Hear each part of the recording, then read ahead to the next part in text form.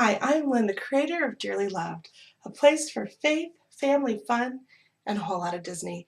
Thanks for joining me today on Dearly Diary, where I want to talk to you about staying on site versus staying off site at both the Disneyland Resort in California and Walt Disney World in Florida. The first one I want to talk to you about is the Disneyland Resort, and that's the resort in Anaheim, California.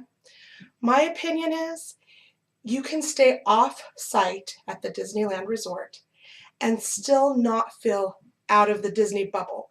So you'll still be immersed in all of the fun that Disneyland has to offer, both with Disneyland Park and California Adventure. When Disneyland was built, it was built right in the middle of Anaheim, California, and hotels literally line the border of the property.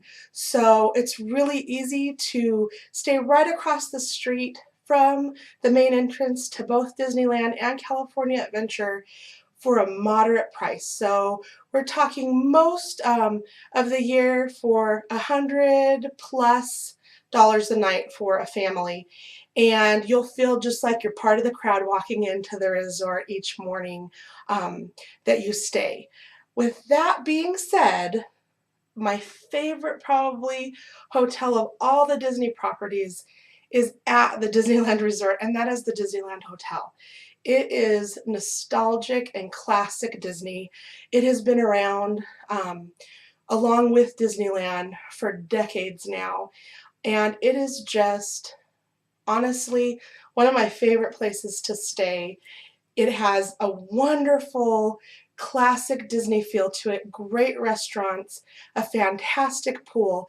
If you feel like your family is going to be staying at the resort a lot, as far as staying at the hotels, hanging out at the pools a lot, then I have to say staying at the Disneyland Hotel is a real treat. But I don't think it's as important to feel part of the Disney experience by staying on property at Disneyland versus off-site. So at a hotel right outside the main entrance. And those are pretty easy to both book and very economical choices for you.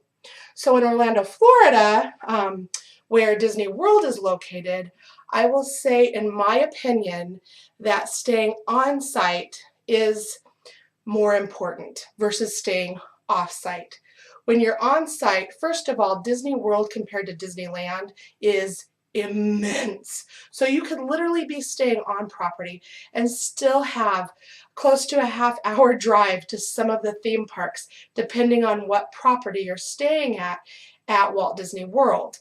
So to be really immersed in that Disney bubble, to feel like you're part of the Disney action all the time is much more feasible when you're staying on property at Walt Disney World. We did both on our last visit to Walt Disney World. For the first 6 nights, we stayed at the Contemporary Hotel that's really close to the Magic Kingdom. It's actually the closest to the Magic Kingdom. You can walk. It's the only hotel I think that you can actually walk to a theme park from easily. And then for our remaining nights, we stayed off property at Walt Disney World. So I kind of got a feel for both options. Staying on property, you just constantly feel like you're in that Disney spirit.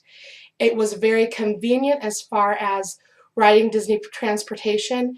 It was also great because at Disney World, they have extra magic hours that differ from Disneyland. Disneyland Park, oftentimes the parks open earlier in California, and so your magic hours are always going to be in the mornings. So your magic hours might be at 7 a.m.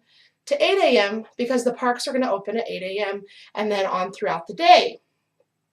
I'm not a morning person, so I rarely use the magic hours at Disneyland Resort. At Disney World, they also have magic hours that are after the parks close.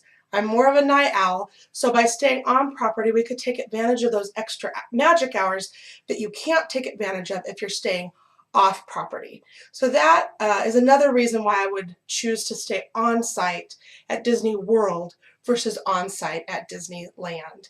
I will say in Orlando, Florida, though, there are fantastic options Offsite, especially if you're traveling with a large group of people.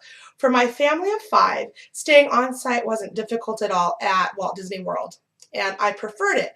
But then we had a group where for the remaining nights of our trip, there were 19 of us. 17 of us chose to stay in an amazing rental property offsite. It was literally about 2 miles from the main entrance to Walt Disney World, and our rental house, mansion, whatever you want to call it, had 4 ensuite bedrooms. So 4 master type bedrooms with attached bathrooms. So all of the main families, all of the couples had their own private bedroom and bathroom, and then the kids could share rooms. The house had a home theater. It was great because it had a full kitchen. We could easily join together at the end of a day and relax and enjoy company without having attached hotel rooms to deal with or all having to choose one property to stay at. This is a fantastic option if you're traveling with a large group. And that I would give you a link to All Star Vacation Rentals. That's who we booked through. Highly recommend them.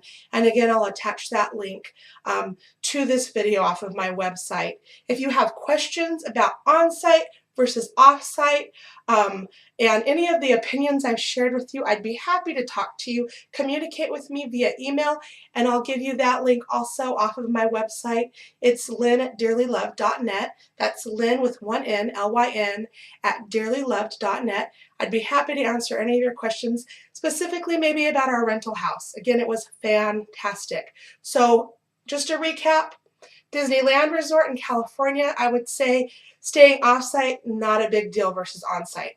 For Disney World in Florida, I would suggest that you stay on-site just for being in that Disney bubble, taking advantage of extra magic hours versus staying off-site. Unless you're traveling with a big group of people, then the vacation rental, the large houses that are surrounding the property and very accessible to Disney World, that could be a really great option for you too. I think that's all I have for you for now. Hopefully I didn't give you too much information.